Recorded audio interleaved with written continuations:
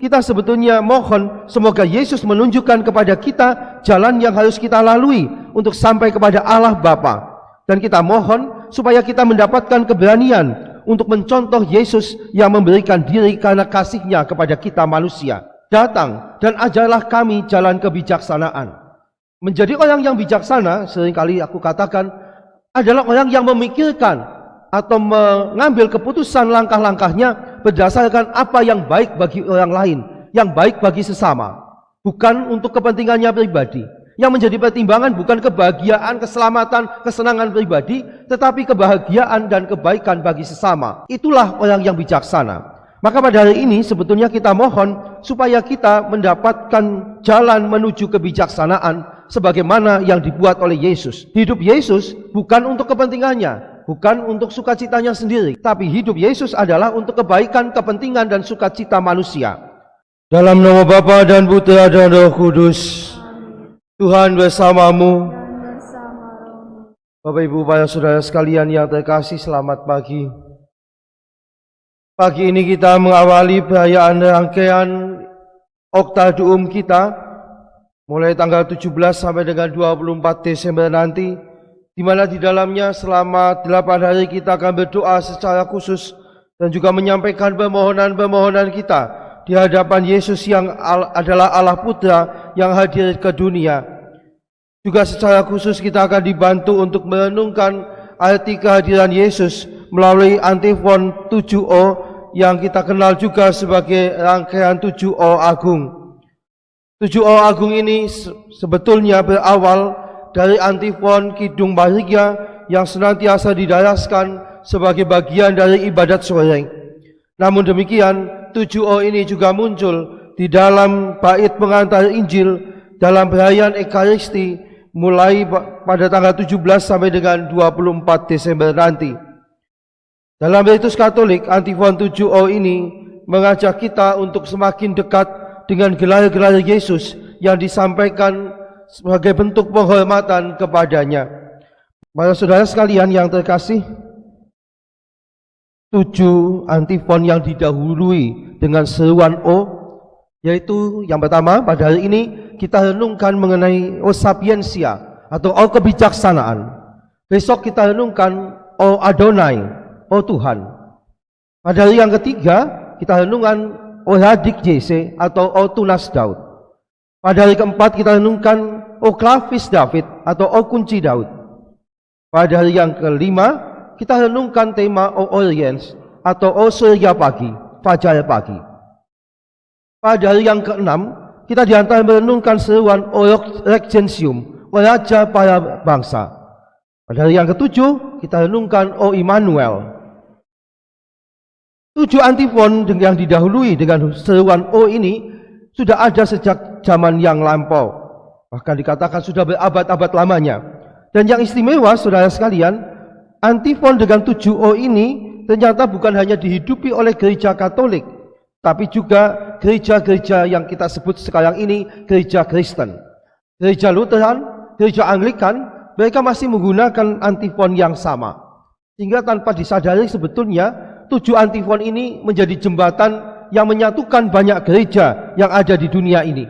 Kendati ajaran-ajaran teologinya sebagian berbeda, tetapi gereja-gereja ini yang bisa dikatakan cukup jauh relasinya dengan gereja Katolik, misalkan gereja Anglikan, karena mereka mentahbiskan imam bahkan uskup perempuan, tetapi mereka masih menyatukan diri dengan gereja tradisi gereja Katolik dengan antifon 7O ini. Para saudara sekalian yang terkasih, kalau kita perhatikan, kalau di dalam di teks novena Oktaduum yang ada pada Bapak Ibu Saudara sekalian, pada halaman yang ketiga, seruan 7O dalam bahasa Latinnya, O Sapientia, O Adonai, O Radik Jese, O Klavis David, O Oriens, O Regensium, O Immanuel. Dari nomor 1 sampai dengan 7 itu, kalau dibalik awalan-awalannya, itu akan menjadi sebuah seruan yang berbunyi Elokas, Emmanuel Regensium, Oriens, Klavis David, Radik Jese, Adonai, Sapientia. Elokas ini kalau diterjemahkan dalam bahasa Indonesia, maka yang muncul adalah seruan besok aku akan datang. Artinya itu, elokas. Elokas, besok aku akan datang. Ini sebetulnya bermakna ganda. Di satu sisi, seruan ini menunjuk mengenai Natal. Besok pada saat Natal aku akan datang.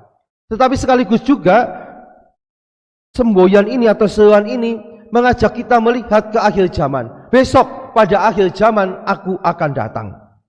Nah, para saudara sekalian, pada bagian yang pertama yang kita renungkan hari ini, sapiensia, kebijaksanaan yang mengalir dari sabda yang maha tinggi, menggapai dari ujung ke ujung dengan penuh kuasa, dan dengan halus dan perkasa memberikan segala sesuatu. Datang dan ajarilah kami jalan kebijaksanaan. Karena antifon 7o ini sebetulnya juga menggunakan nubuat-nubuat Yesaya sebagai bahan bantuan untuk renungan. Pada hari ini kita juga diajak untuk melihat nubuat Nabi Yesaya pada Yesaya bab 11 ayat 2-3 dan Yesaya 28 ayat 29. Apa bunyinya? Yesaya bernubuat demikian.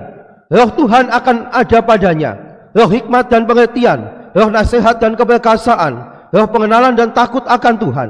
Ya, kesenangannya ialah takut akan Tuhan. Ia tidak akan menghakimi dengan sekilas pandang saja, atau menjatuhkan keputusan menurut kata orang. Dan ini pun datangnya dari Tuhan semesta alam. Ia ajaib dalam keputusan dan agung dalam kebijaksanaan. Jika dibandingkan dengan kitab Sirach bab 24 ayat 1 sampai dengan 5 dan juga bab kebijaksanaan bab 8 ayat 1, nubuat Nabi Yesaya ini menjadi sangat relevan untuk menggambarkan Yesus sang Mesias yang dikatakan yang keluar, yang muncul dari Dia yang maha tinggi, dari mulut yang maha tinggi. Karena Yesus itu adalah sabda Allah, sabda yang menjelma menjadi manusia, Allah yang maha tinggi, yang sabdanya menjadi manusia. Kita meyakini bahwa Yesus itu adalah sabda Allah, sebagaimana dikatakan oleh Injil Yohanes pada bagian awal. Sabda telah menjadi manusia. Sabda siapa? Yaitu sabda Allah. Allah yang maha tinggi, sabdanya menjadi manusia. Kita juga kalau mendoakan itu malaikat Tuhan, di sana disebutkan sabda telah menjadi manusia. Inilah yang dinubuatkan oleh Yesaya. Yesus adalah sabda Allah. Yesus adalah kebijaksanaan Allah yang datang ke dunia menjadi manusia, sama dengan kita dalam segala hal kecuali dalam hal dosa. Yesus yang hadir sebagai bayi mungil yang perayaannya kita sambut dalam Natal itu juga Yesus yang akan wafat di salib untuk menyelamatkan kita, menebus dosa-dosa kita. Dalam seruan yang pertama ini, kita sebetulnya mohon semoga Yesus menunjukkan kepada kita jalan yang harus kita lalui untuk sampai kepada Allah Bapa. Dan kita mohon supaya kita mendapatkan keberanian untuk mencontoh Yesus yang memberikan diri karena kasih-Nya kepada kita manusia. Datang dan ajarlah kami jalan kebijaksanaan.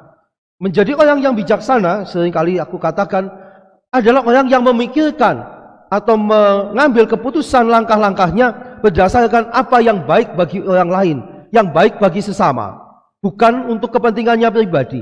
Yang menjadi pertimbangan bukan kebahagiaan, keselamatan, kesenangan pribadi, tetapi kebahagiaan dan kebaikan bagi sesama. Itulah orang yang bijaksana. Maka pada hari ini sebetulnya kita mohon supaya kita mendapatkan jalan menuju kebijaksanaan sebagaimana yang dibuat oleh Yesus. Hidup Yesus bukan untuk kepentingannya, bukan untuk sukacitanya sendiri, tapi hidup Yesus adalah untuk kebaikan, kepentingan dan sukacita manusia. Kita mohon supaya kita boleh menjadi manusia yang bijaksana. Kita mohon supaya kita mendapatkan jalan menuju kebijaksanaan itu. Kebijaksanaan yang mengalir dari sabda yang maha tinggi. Yesus yang mengalir, yang hadir dari sabda yang maha tinggi, menggapai dari ujung ke ujung dengan penuh kuasa. Yesus hidup dengan kuasanya, tapi sekaligus kuasa yang dibawanya dengan kehalusan dan keperkasaan yang memberikan segala sesuatu. Kepadanya kita mohon, ya Yesus, sang kebijaksanaan ilahi, datang dan ajarlah kami jalan kebijaksanaan. Datang dan bawalah kami dalam jalan kebijaksanaan. Tolonglah kami menjadi manusia-manusia yang bijaksana. Semoga saat-saat terakhir persiapan kita menyambut Natal ini sungguh menjadikan kita manusia yang semakin bijaksana. Ya karena yang kita sambut adalah Dia, sang kebijaksanaan ilahi, yang mengajarkan kepada kita cara hidup yang bijaksana. Amin. Marilah menyatakan misteri iman kita. Wafat-Mu Tuhan nyatakan,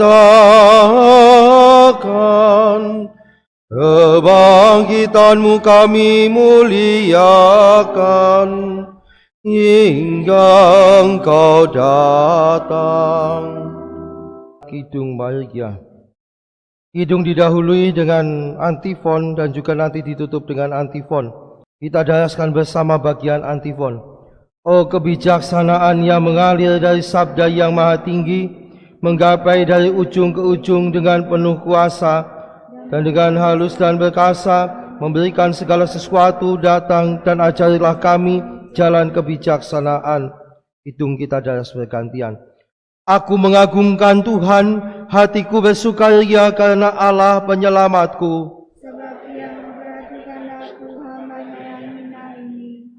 Mulai sekarang aku disebut yang bahagia oleh sekalian bangsa. Sebab perbuatan besar dikerjakan bagiku oleh Yang Maha Kuasa, kuduslah namanya. Kasih sayangnya turun-temurun kepada orang yang takwa. Perkasalah Perbuatan tangannya, dicerai-beraikannya orang yang angkuh hatinya.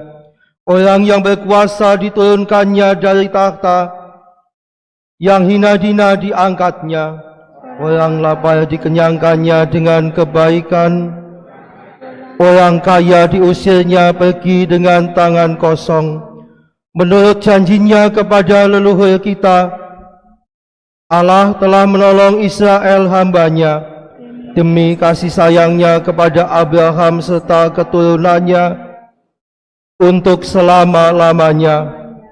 Kemuliaan kepada Bapa dan Putra dan Roh Kudus, seperti pada permulaan, sekarang, selalu, dan sepanjang segala abad. Amin. Oh kebijaksanaan yang mengalir dari sabda yang maha tinggi, menggapai dari ujung ke ujung dengan penuh kuasa, dan dengan halus dan berkasa memberikan segala sesuatu. Datang dan ajarlah kami jalan kebijaksanaan. Bapak Ibu, terima kasih atas kebersamaan dan doa pada hari pertama Oktaduum kita. Hari kedua dan selanjutnya Oktaduum tetap diadakan di gereja. Jadi besok misa pagi jam 5:30 di gereja ini. Kemudian untuk mengantisipasi, karena seringkali itu umat yang tidak rutin untuk ikut Oktaduum bisa bergabung, maka Bapak Ibu Saudara sekalian saya minta membawa pulang teks doa masing-masing, supaya nanti kalau besok ada yang lain datang, dengan masih tetap punya teksnya. Tapi jangan lupa sekarang dibawa pulang, kalau Oktaduum dibawa lagi. Nah, kadang-kala ingat membawa pulang, lupa membawa ke gereja lagi, nanti repot itu. Demikian juga hari Minggu pagi ketika ada Oktaduum, teks mohon dibawa. Jadi teks yang lain akan disediakan hanya untuk hari Minggu untuk umat saja. Nanti yang lengkap Bapak Ibu bawa masing-masing. Ini beberapa hal yang perlu diperhatikan. Jadi besok pagi misa di sini 5:30. Minggu pagi adalah Oktaduum yang ketiga. Mari sekarang kita dengan penuh sukacita menerima berkat Tuhan. Tuhan bersamamu.